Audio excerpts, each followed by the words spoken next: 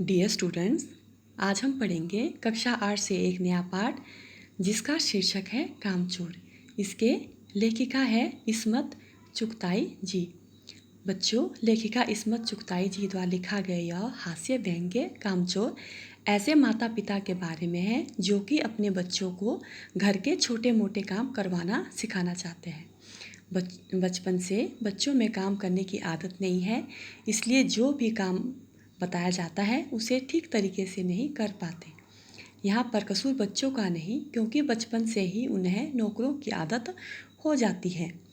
तो आइए देखते हैं बच्चों द्वारा काम करने के दौरान कौन कौन सी मज़ेदार बातें इस कहानी में देखने को मिलती है।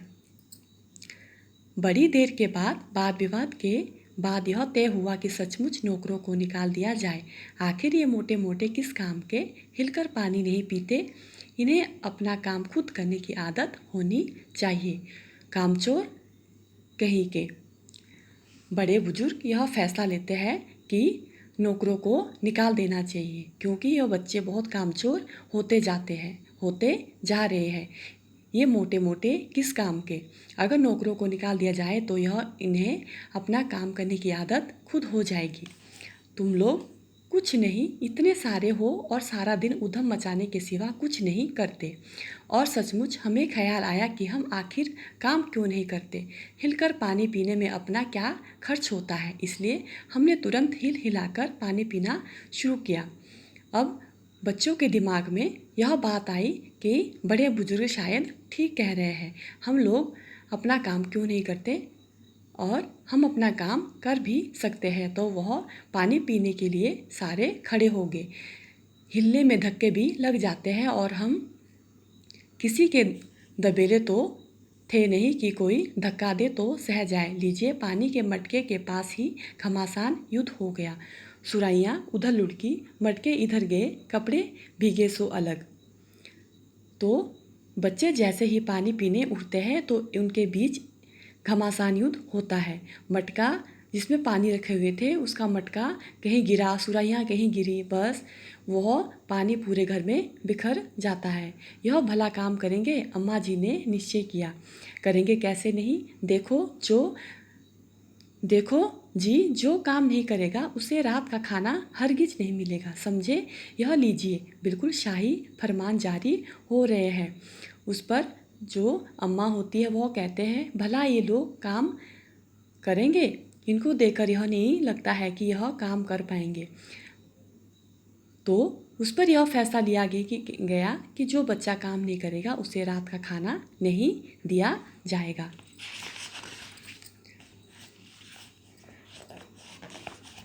हम काम करने को तैयार हैं, काम बताए जाए। हमने दुहाई दी, बहुत से काम है जो तुम कर सकते हो। मिसाल के लिए, यह दरी कितनी मैली हो रही है, आंगन में कितना कूड़ा पड़ा है, पेड़ों में पानी देना है। और भाई, मुफ्त में तो यह काम नहीं करवाया जाएगा, तुम सबको तनख्वाह भी मिलेगी। इस पर बड़े बुजुर्ग यह फैसला लेते हैं कि जो पैसे हमने नौकरों को देने थे वह बच्चों को दे दिए जाएंगे। तो वह बच्चों से कहते हैं कि आपके लिए बहुत सारा काम है, जैसे दरी झाड़ना, आंगन में कूड़ा उठाना और पेड़ों को पानी देना। यदि तुम यह काम करोगे तो तुम्हें यह काम मुफ्त में नहीं करवाया जाएगा, तुमसे यह काम मुफ्त में नहीं करवाया जाएगा, बल्कि इसके बदले तुम्हें कीमत अदा की जाएगी।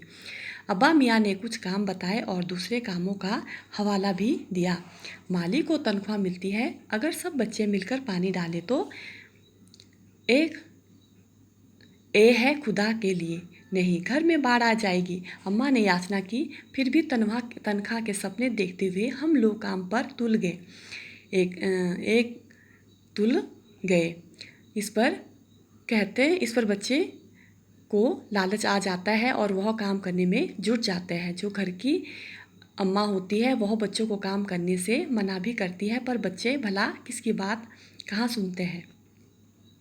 एक दिन फर्शी दरी पर बहुत से बच्चे जुट गए, चारों ओर से कोने पकड़कर झटकना शुरू किया।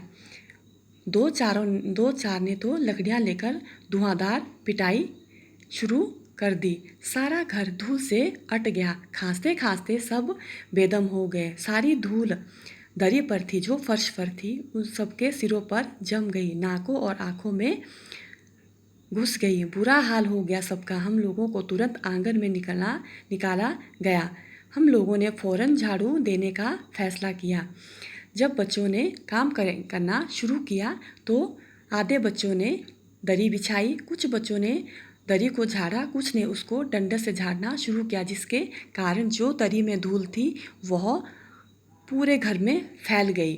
कुछ बच्चों के सर में जम गई, कुछ बच्चों के कपड़ों में जम गई। घरों का तो जैसे पूरा धूल ही धूल का घर तो जैसे मानो पूरा धूल ही धूल का हो गया हो। सब बच्चों के खांसते खांसते बुरा हाल हो गया। अब बच्चों ने यह फैसला किया कि धूल हटाने के लिए क्यों ना आंगन में झाड़ू दिया जाए।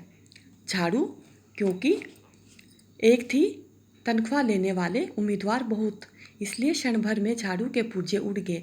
जितनी सीखें जिसके हाथ पड़ी वह उनसे ही उल्टे सीधे हाथ मारने लगे। अम्मा ने सिर पीट लिया। भाई, ये बुजुर्ग काम करने दे तो इंसान काम को। अब जब जरा सी बात पर टोकने लगे तो बस हो चुका काम। अब फर्श पर झाड़ू लगाने वाले बच्चे तो बहुत थे, परंतु झाड़ू एक था। अब फिर झाड़ू को खींचने के लिए उनके बीच घमासान युद्ध हुआ, इसलिए झाड़ू टूट गया और जिसके हाथ में जितनी सीखें आई वह उसी से उलट पुलट कर झाड़ू लगाने लगे। तो अम्मा ने सिर पीट लिया। अरे ये बच्चे ये बच्चे जो कामचोर है, भला काम कैसे करेंगे। इस पर बच्चे कहते हैं, अगर बड़े बुजुर्ग हमें टोके नहीं तो हम काम जरूर करेंगे। असल में झाड़ू देने से पहले जरा सा पानी छिड़क लेना चाहिए। बस यह ख्याल आते ही तुरंत दरी पर पानी छिड़का गया। एक तो वैसे ही धूल से अटी हुई थी, पानी पड़ते ही सारी धूल कीचड़ बन गई। अब सब आंगन से भी निकाले गए।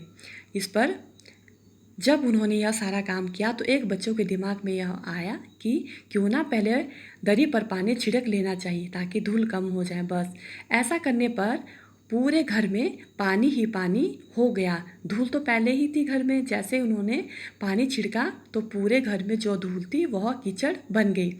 बस अब क्या था, अब उन्हें आंगन से भी निकाला गया। तय हुआ कि पेड़ों को पानी दिया जाए। बस सारे घर की बाल्टियाँ, लोटे, तसले, भगोने, पतीलियाँ लूट ली गई। जिन्हें ये चीज़ें भी ना मिली वे डोंगे, कटोरी और गिलास ही ले भागे। अब सब लोग नल पर टूट पड़े। यहाँ भी यह घमासान मची कि क्या मजाल जो एक बूंद पानी भी किसी के बर्तन में आ सके।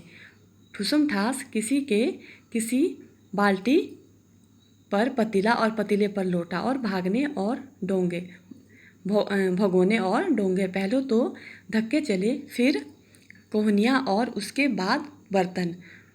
फौरन बड़े भाइयों, बहनों, मामुओं और दमदार मौसाओं, फूफाओं की कुमक भेजी गई। फौज मैदान में हथियार फेंककर पीठ दिखा गई।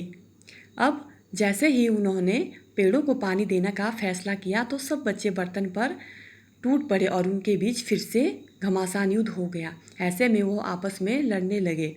तो उनको रोकने के लिए घर के जितने भी बड़े लोग थे उन्हें रोकने के लिए मैदान पर आ गए। इस धींगा मुश्ती से कुछ बच्चे कीचड़ में लथपथ हो गए, जिन्हें नहलाकर कपड़े बदलाने के लिए नौकरों की वर्तमान संख्या काफ़ी नहीं थी। पास के बंगलों से नौकर आए और 4 आने प्रति बच्चे के हिसाब से नहलाए गए। ऐसा काम करने से सारे बच्चे कीचड़ से लथपथ हो गए। अब उन्हें नहलाने के लिए पास के बंगलों से नौकरों को बुलाया गया, जो 4 आना प्रति बच्चे के हिसाब से उन्हें नहलाने के लिए तैयार हो गए। हम लोग कायल हो गए हैं। सचमुच यह सफाई का काम अपने बस की बात नहीं, और ना पेड़ों की देखभाल हमसे हो सकती है। कम से कम मुर्गियाँ ही बंद कर दे। अब बच्चों को समझ आ गया कि साफ सफाई हमारे बस की नहीं है, क्यों ना हम मुर्गियों को ही बंद कर दें। बस शाम हो गई।